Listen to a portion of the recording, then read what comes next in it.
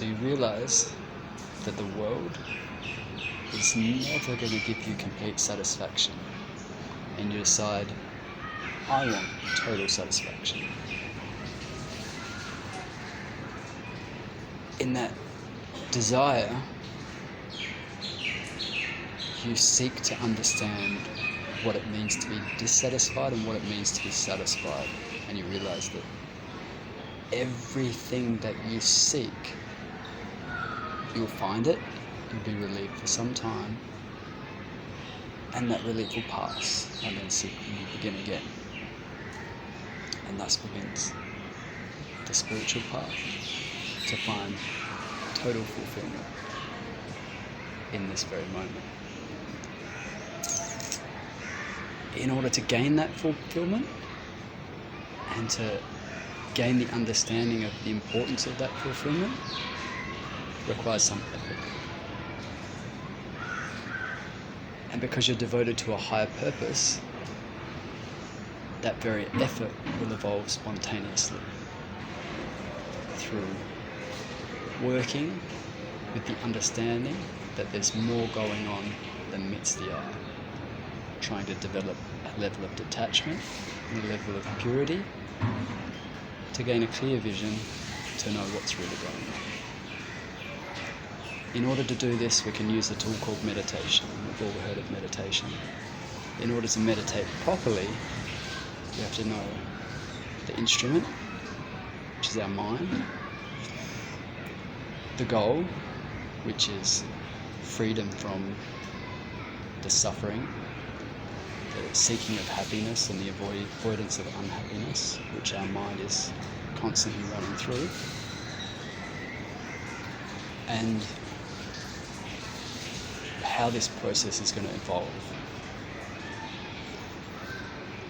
So in order to gain mental purity, we have to work in the world with the correct attitude.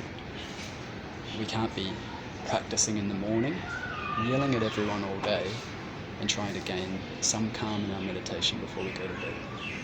So, in order to learn discipline, we can reflect on the lives of people who have discipline, or if we're lucky enough, our family has already endowed us with that level of perfection. Either way, we need to become disciplined in what we put into our mind, what we put into our mouth, what comes out of our mouth,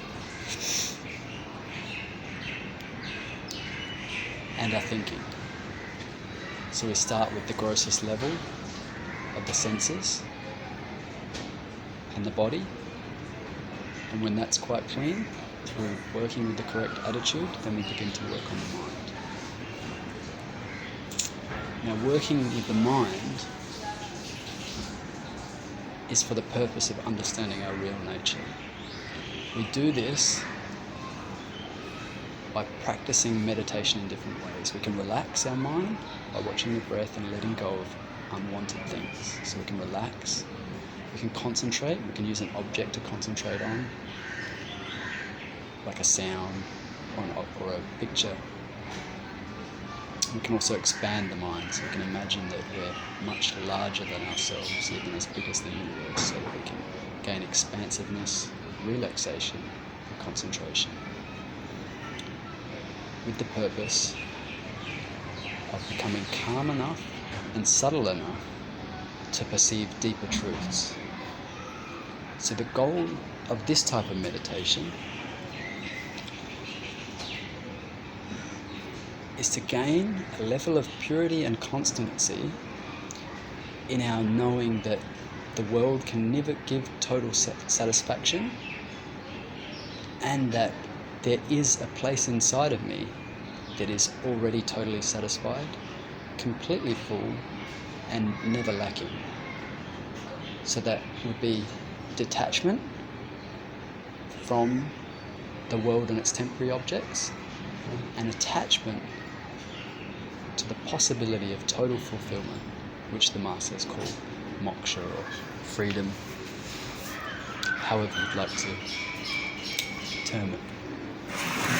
Once you've got that level of purity, then you need to understand what that actually is.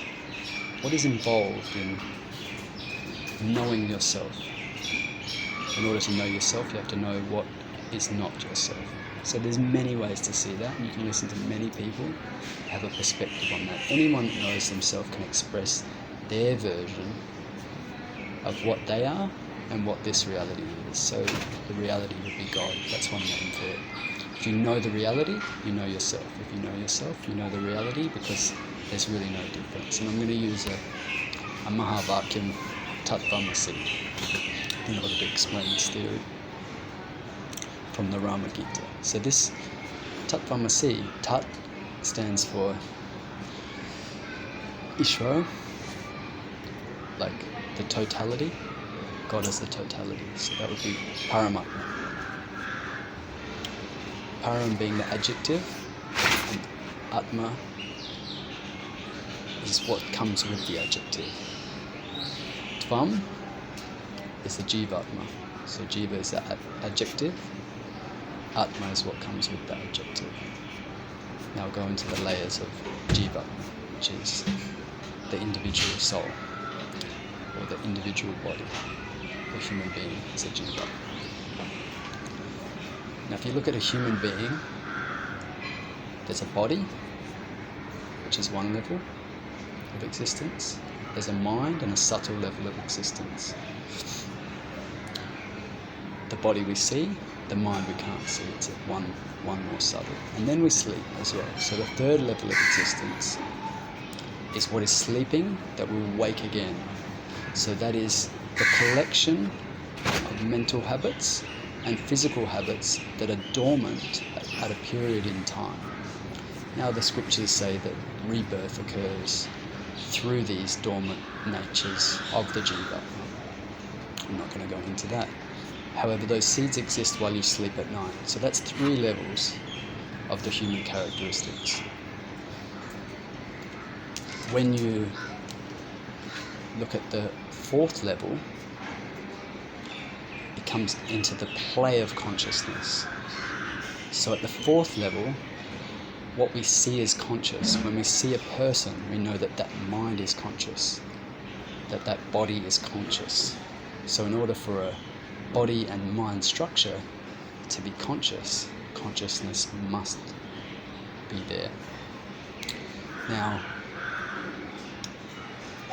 like a movie can't be seen without being on a screen, we have to play out these levels of existence somewhere. That somewhere is existence. So we exist inside of existence. But because existence is outside of us and outside of sensory perception, it can never be experienced of itself. However, because we are conscious, and unlike animals that can never be conscious of themselves, we can be conscious because of that. So we can know its existence by inference. Consciousness exists. When it interacts with a body-mind structure, and a reflection occurs. And as that reflection occurs, it becomes visible to other reflections. So consciousness exists as pure and unadulterated. Then as we come into being as a body-mind structure, that is seen because it's on the screen. So that means there's 5 levels of existence.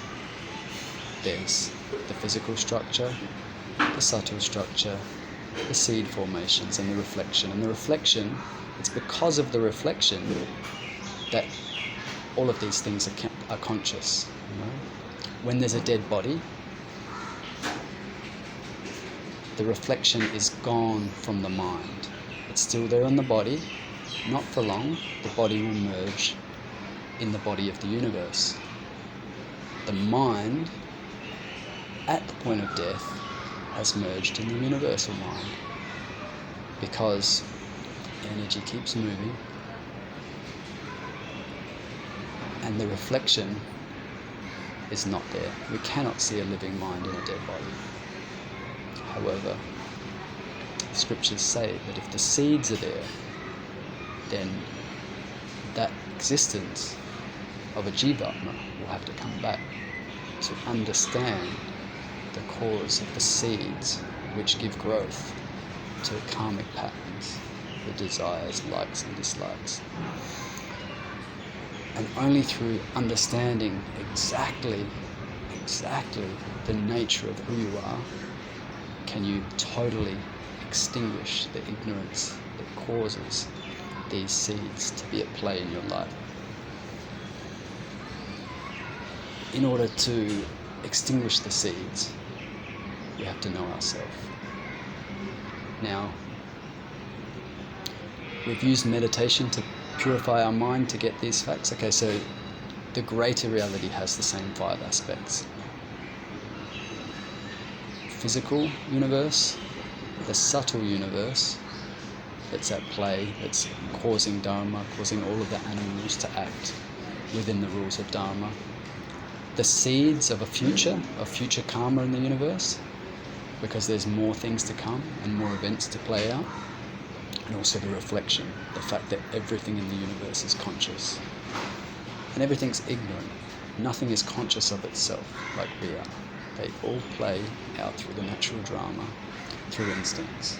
We have a choice whether we want to know, whether we want to sleep, or whether we want to create anything while we're here.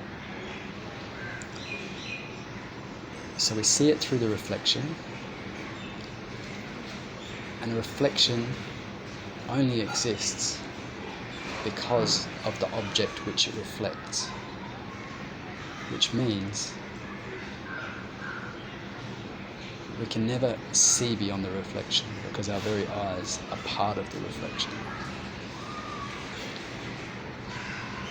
And in that moment, we make a choice to identify with the temporary, physical, subtle and seed formation collected as a reflection for this birth.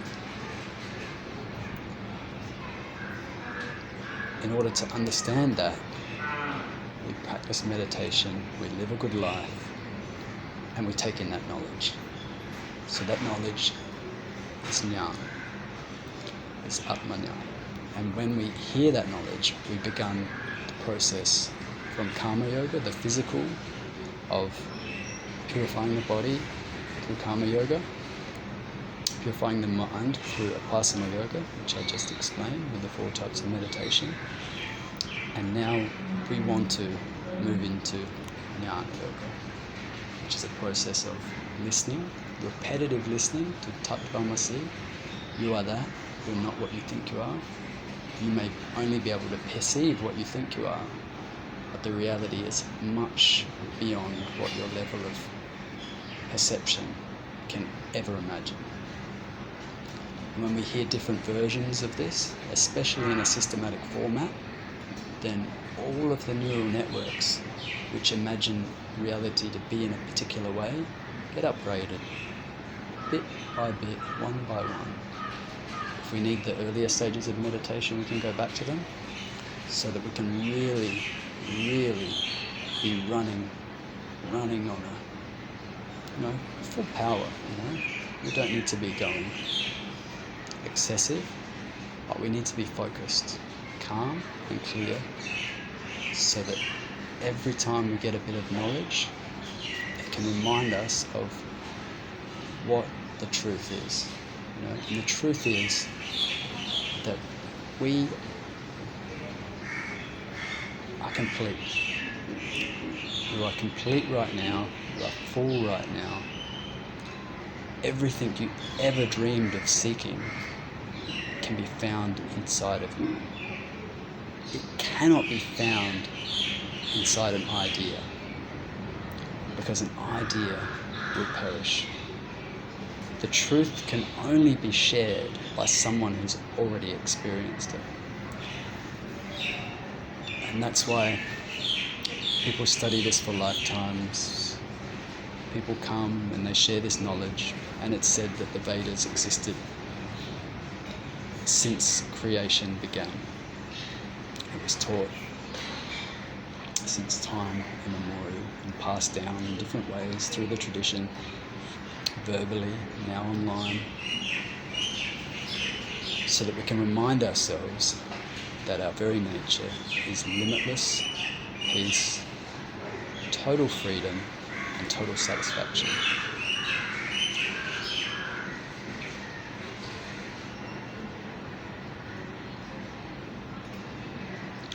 So now we know what we are and why we are that, and why we are not these changing circumstances. And you have a choice. You can move towards the changing and chase things and know that it won't give total satisfaction. You can devote yourself to any idea, any religion, any path that you want, and there'll be a reward. Everyone wants activity because the reward is instant. If you do something, something will come to you. There's receiving when there's giving. However, in order to take in knowledge, there's no observable reward. It's only an intellectual knowing which has to be clarified. So there's Shravanam, listening, and Mananam is the removal of doubts. If you're around a master or someone that's understood Vedanta in its totality, you can question them and you can find out. Ask your friends to question you, question yourself, ask the most difficult questions to find out where is your doubt that I am totally full, that I am that I have a body-mind structure, I act and I do things, however, I'm not the doer, I'm not the experiencer, and I'm not the body-mind. I only use those things to interact with this reality. So matter and matter, body and world, they interact with each other. I am ever free from these goings on, even while being part of these goings on. So, to break it down, the identity that we've created through misidentifying who we are has caused every problem. We say, I would like him to do this. I would like this to be better. I would like to achieve this. We always identify with a problem outside of ourselves. So we push the blame onto objects and people, and we say there's things that are difficult outside of me. I'm related to these things, like our mother's sick or our grandchild's sick, and we say, because this person's sick, it may affect me. It's not their sickness that's the problem. It's the fact that their relationship to you, the I that you've identified for so long, is in a danger of suffering. We're always in a danger of suffering. This idea that we've created, that I am a body-mind structure that can go through the day-to-day happiness and sadness of experiences, which we cannot avoid. There's no avoiding happiness and sadness in life. However, we can choose to take a new perspective through studying people that have gained that perspective. And that new perspective is knowing I'm ever free. Then instead of the problems being all of who I am, because I'm a body-mind structure, poor me, lucky me, I'm blessed, I'm not blessed, all of a sudden, I'm the blesser. If take a step back, so if you step back from the universe and you've got the screen, if you step back from the body-mind structure, there's a screen. One's a little version. I can never be the physical structure of the entirety. I can never be a mind like the entirety. If you step back from these things, then the screen is no different from the screen. And the screen is lending the shine to everything, because without consciousness, we say a body is dead. Without consciousness, the trees wouldn't grow, nothing would be seen. And the illusion is not that it exists. The illusion is that I've identified with it for so long that I'm totally bound and engrossed by the sufferings that result from my wrong identity. So I say, I have this problem, I have that problem. And instead of just going to the I, we've run after the problems. What will make me happy? Who can make me happy? Who can fulfill me? It's all me and I. So when we investigate the I, and we realize that the I was always the issue. I'd identified with the wrong thing. So now we must suffer, and we must go through the experiences of day-to-day life. But all of a sudden, there's a distance between the issue at hand and who I identify with. All of a sudden, I'm limitless peace. I'm ageless, I'm not here for a period of time, I'm eternal. Any label that you can think of cannot come. It can only point towards the concept of what I am before anything. So the third process of meditation, or nididhyasana. So you've listened, you've removed your doubts, and now it's time to live that knowledge. You got the knowledge, you had to make it concrete.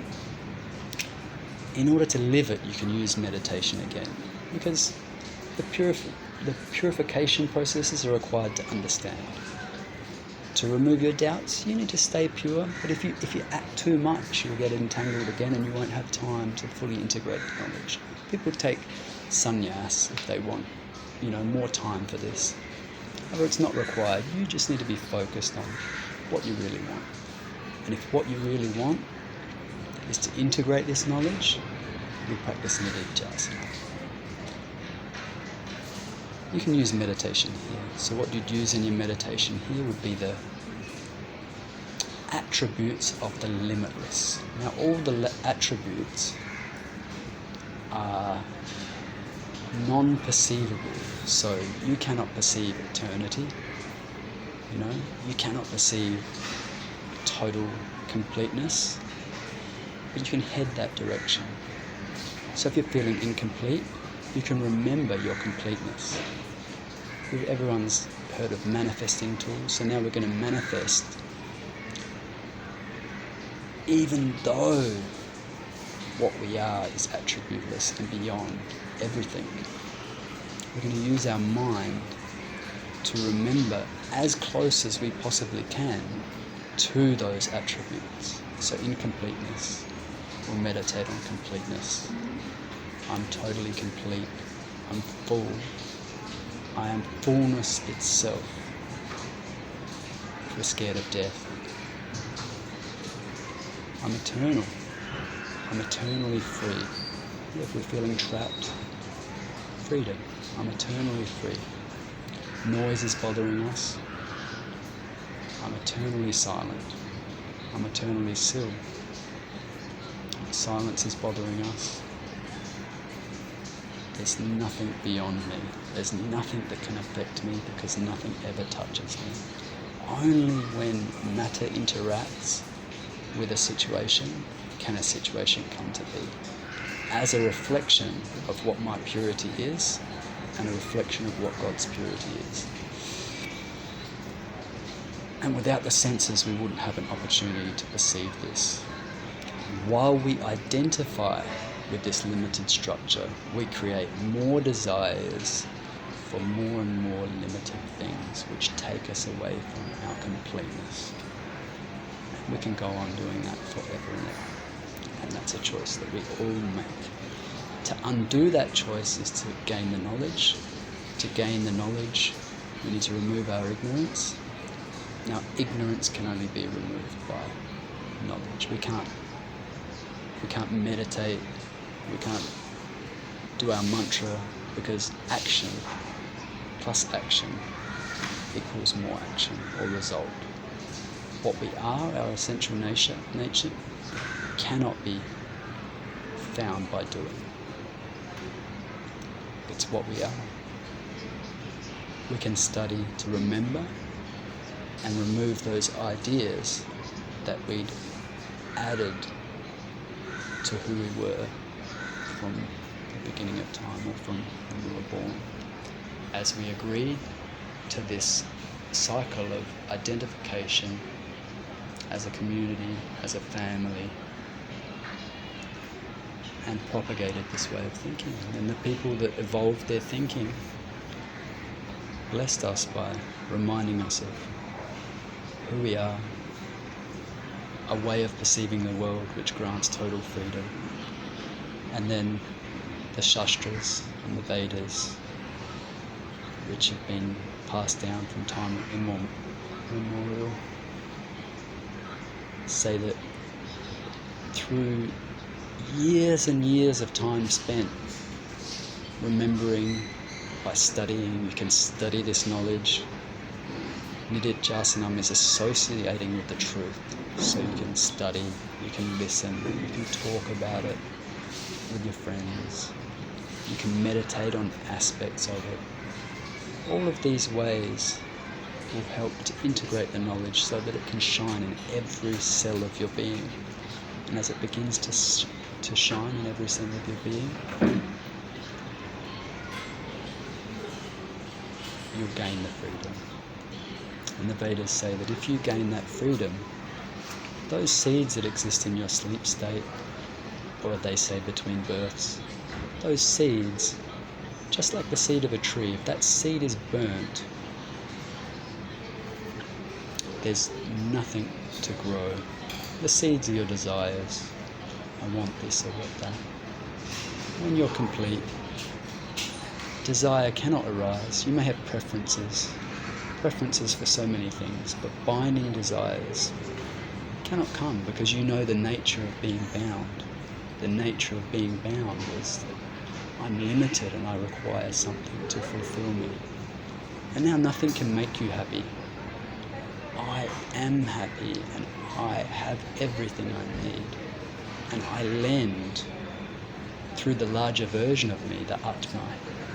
Because the Jivatma and the Paramatma, you take away Para, you take away Jiva, all you have is Atma. And so it's the same screen with a different reflection, a big one, a small one.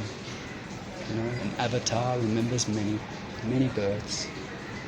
A human being forgets every birth and starts again. But as the Atma, I lend consciousness to every interaction, to every experience that has ever happened, that is happening, and ever will happen. And through lending that consciousness to experience, through the reflected consciousness medium, which is reflected in the body-mind structure, I'm ever free from it. So now you have the choice. If I want to associate with the material and be ever bound, or associate with the Atma and remain ever free. Much love.